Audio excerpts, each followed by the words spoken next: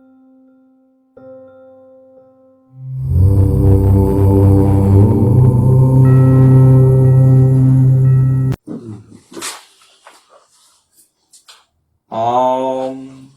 ओम सानो महान अनिमानो धूमकेतुः पुरुषचंद्रः धिये वाजाय हिन्वतु। वह महान सीमा रहित जिसका चिन्ह धूम्र है, अत्यंत प्रकाशमान, हमारे बुद्धि संगत धर्मयुद्ध के लिए प्रेरित करे। यह जो वेद मंत्र लिया गया है, यह ऋग्वेद के प्रथम मंडल के 27वें सूक्त का यह 11वां मंत्र लिया गया। कि खुद के लोगों का फायदा हुआ, विभीषण को फायदा हुआ, और ओवरऑल जो वहां पर रह रहे थे सब लोग भी तो कहीं ना कहीं परेशान थे ना उस युद्ध से। भगवान राम ने क्लियरली बता के रखे हुआ था कि इस चीज को हमें सबके शांति, सब लोग जितने ऋषि मुनि थे जो सब परेशान थे, जो अपने यज्ञ कर्म के लिए वो परेशान किया करता था, रावण के जो जितने भी राक्षस हुआ करते थे सब परेशान करते थे। तो पॉइंट यही है कि कहीं पे भी बुद्धिहीन तरीके से, मूर्खतापूर्ण तरीके से कभी भी धर्मयुद्ध नहीं लड़ा जा सकता अगर वो उसमें आपका लड़ने वाला आपका ईशान का आदेश पालन करने वाला है या वेद के अनुसार जो लड़ रहा है। अग्नि का कार्य किसी भी मूर्खतापूर्ण कार्य के लिए प्रेरित करना नहीं है, अपितु ऐसे कार्य के लिए ही प्रेरित करना है जो बुद्धि संगत हो।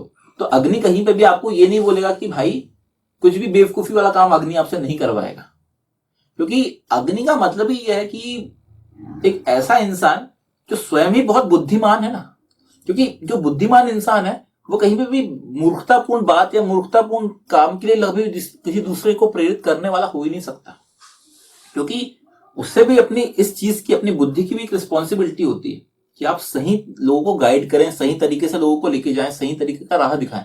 ऐसा नहीं कि किसी भी अपने हित के लिए कुछ भी किसी से भी कोई भी गलत काम करा दें, क्योंकि ऐसा इस तरीके से चलता ही नहीं है। जो वेद के ज्ञान से संपन्न है, जो वेद की को कोशिश कर रहा है, वेद को पढ़ के समझने की कोशिश कर रहा है, तो वहीं पे भी उसके आप एडवाइसेस देखेंगे ना, कभी भी आप किसी भी इंसान से मिलेंगे जो कि वेद को समझ के वेद को पढ़ रहा है, तो उसके आप कभी भी उससे एडवाइस लेंगे तो आपको ऐसी एडवाइस नहीं देगा कि जिससे कि आपका नाश हो जाए। वो हमेशा ऐसी एडवाइस देगा, आपको ऐसी सलाह देगा कि जिससे शांति स्थापित हो, जिससे कि आपको फायदा मिल सके, एटलीस्ट नुकसान तो नहीं होगा, उसकी एडवाइस का नुकसान नहीं होगा। इसके लिए आपको यही यहाँ पे ये विशेषता अग्नि की ही आ जाती ना, कि वो उसकी जो भी एडवाइसेस है, उसकी जो सलाह है वह बुद्धिपूर्ण होंगी और वह सही तरफ प्रेरित करेंगे, आपको बुद्धि संगत होंगी। वेद मानव हित, जनहित, विश्व हित में ही बुद्धिमत्ता पूर्वक धर्मयुद्ध किए जाने की सलाह, जिसके बगैर सैन्य कार्यवाही के ही शत्रु को पराजित किया जा सकता है। वेदानुसार रामायण और महाभारत में ऐसी कूटनीतिक धर्मयुद्ध का प्रचुरता से प्रयोग किया गया है, जहां अंतिम स्थिति में भी सैन्य कार्यवाही की गई है। और ये बात अल्टीमेटली बात आ जाती है धर्मयुद्ध की। ये जो हमारा जो मेन इस समय मुद्दा चल रहा है, मेन जो पॉइंट्स चल रहे हैं पिछले वीडियोस में या पिछले जितने भी हमारे वेद जो मंत्र हैं, उसमें धर्मयुद्ध, अग्नि को धर्मयुद्ध के साथ जोड़ दिया गया है। तो यहाँ पे वही बात बोली जा रही है कि अल्टीमेटली आपको अग्नि एज अ अग्नि बन के उन धर्मयुद्धों में कूटनीतिपूर्ण तरीके से युद्ध लड़ना पड़ेगा और उससे आपको अपने शत्रु को पराजित करना पड़ेगा। यहाँ पे ये बात की जा रही है, क्योंकि इस बारे में हमने बहुत ज्यादा डिटेल में बात कर चुके हैं। हर मंत्र में हम इस बारे में बहुत डिटेल में जा रहे हैं, बात कर रहे हैं। वो इसलिए कर रहे हैं क्योंकि ये वेद की विशेषता है। वेद क्या करता है, वेद हर चीज को इस तरीके से रिपीट करता है ताकि आपको बहुत तरीके से क्लियर हो जाए, कहीं पे भी डाउट ना है। इसलिए आप देखेंगे सूक्त के सूक्त उस पर्टिकुलर विषय को डील करने के लिए बना दिए गए हैं। जैसे इस पूरे सूक्त में धर्मयुद्ध को अग्नि के साथ किस तरीके से डील किया जाना चाहिए, अग्नि कैसे धर्मयुद्ध को लड़े, उस बारे में बहुत क्लियरली बताया गया और हर एक मंत्र में डिटेल में बताया जा रहा है। जहां पे डाउट हो रहा है तो वहां पे फिर से उस बारे में रिपीट कर दिया गया है। ये वेद की विशेषता है, ये वेद इस तरीके से ही बताया गया ताकि आपको चीजें एकदम क्लियर हो जाए। कहीं कोई डाउट हो तो वो डाउट भी क्लियर हो जाए। ये वेद की शैली है। एक्चुअल में वेद की शैली इस टाइप से ही है। सूक्त, या तो आप देखेंगे मंडल है, पहले मंडल के बाद आपका सूक्त होता है, सूक्त के बाद मंत्र होते हैं। तो एक सूक्त, इस सूक्त में ये जो हमारा 27वां सूक्त चल रहा है ऋग्वेद का पहले मंडल का, उसमें टोटल 13 मंत्र है और 13 मंत्रों में ये अभी हमारा 11वां मंत्र आ गया है। और 11 मंत्रों में इस बारे में आप देखेंगे कंटिन्यू में, आप पिछले वीडियोस भी देखेंगे तो आपको पूरे सुनाई देगा, इसमें सुनने मिलेगा कि धर्मयुद्ध कैसे लड़ा जाए, अग्नि कैसा हो। तो यहाँ पे यही बात चल रही है कि आपको सैन्य कार्यवाही तरीके से करनी होगी और तरीके से करने के बाद आपको अपने शत्रु को पराजित करना है। इसके लिए यहाँ पे बोला गया, रेफरेंसेस लिए गए हैं कि भाई आप रामायण देखें, महाभारत देखें, किस तरीके से कूटनीति की। कूटनीति देखने के लिए तो आप सबसे तरीके से आप महाभारत देख लें। महाभारत में आपको समझ में आएगा कि किस तरीके से कूटनीति की गई थी, हर एक योद्धा को किस तरीके से डील करना है, कैसे कैसे डील करना है, इसके लिए वहां से भी कूटनीति की गई थी। ऐसा नहीं कि कौरवों ने कूटनीति नहीं करी, कौरवों ने भी पूरी प्लानिंग की थी, क्योंकि कौरवों के पास भी एक से बढ़ के एक महान योद्धा थे। सही मायने में देखा जाए तो वो ऑलमोस्ट 50-50 ऑलमोस्ट बराबर का ही था। और मैं तो बोलूंगा कि कहीं ना कहीं कौरवों की तरफ ज्यादा वो फेवर में था वो युद्ध। लेकिन वो डिफरेंस जो कौन क्रिएट कर रहे थे, वो डिफरेंस एक ही इंसान क्रिएट कर रहे थे, वो थे भगवान श्री कृष्ण। क्योंकि भगवान कृष्ण की तो खुद ही जो सेना थी वो कौरवों से लड़ रही थी ना, उनकी नारायणी सेना तो कौरवों के पास थी, तो भगवान कृष्ण की सेना लड़ रही थी। लेकिन भगवान कृष्ण यहाँ पर्टिकुलरली उनके एक साइड में रहने के कारण वो पांडवों पे भारी हो गया। अदरवाइज आप देखेंगे पांडवों में ठीक थे, योद्धा थे, नॉर्मल थे। लेकिन कौरवों के जो योद्धा थे वो तो ऐसे थे कि अगर अकेला जो कर्ण था, कर्ण ही सब पे भारी था। खतरनाक योद्धा थे, भीष्म हो गए, भीष्म तो सबसे बड़े थे। तो ये लोग ऐसे थे कि ये अकेले ही सबको साफ कर सकते थे। लेकिन देखिए वो बैलेंस था ही नहीं, कहीं 50-50 भी नहीं था, वो 75-25 था। लेकिन 50-50 या उसको 100 करने के लिए सिर्फ और सिर्फ भगवान कृष्ण एक जगह वो पांडवों के साथ। इसलिए आप देखेंगे वो किस तरीके से प्लानिंग करके वो युद्ध लड़ा गया। तो कूटनीति आपको समझनी है, युद्ध नीति समझनी है, तो उसके लिए आप कोशिश करें कि महाभारत पढ़ें। और महाभारत को पढ़ने के साथ साथ, देखिए हम किसी को भी बारे में नहीं, हम बोलते हैं कि आप सारे किसी का फेवर नहीं करते। हम वेद का फेवर करने का मतलब ये नहीं है कि हम ये नहीं बोलते कि आपको वेद के अलावा कुछ और नहीं पढ़ना है, नहीं। वेद का जो, वैसे कल भी मैंने बोला था कि जो हम स्तवन करते हैं, स्तवन में हम इतिहास को भी लेते हैं। तो आपको वेद को ज्यादा प्रायोरिटी देना है, उसके बाद इतिहास को प्रायोरिटी देना है। तो वेद को समझने के लिए इतिहास का यूज करें। तो मतलब वेद को किस तरीके से, वेद में कैसे आचरण करे भगवान कृष्ण ने, महाभारत को समझने के लिए जब महाभारत पढ़ें तो वेद के अनुसार महाभारत पढ़ें, वेद को टैली करें महाभारत के साथ। ऐसा नहीं कि महाभारत को ही पढ़े। जैसे लोग आज की डेट में क्या है, आज की डेट में हम लोग श्रीमद् भगवत गीता हुई या रामचरितमानस हुआ, महाभारत, रामायण या बाकी जो भी हमारे जो भी धर्म थे, जो भी जितने ग्रंथ हैं, उन सबको ज्यादा प्रायोरिटी देते हैं। हम वेद को कहीं ना कहीं उतनी प्रायोरिटी नहीं देते।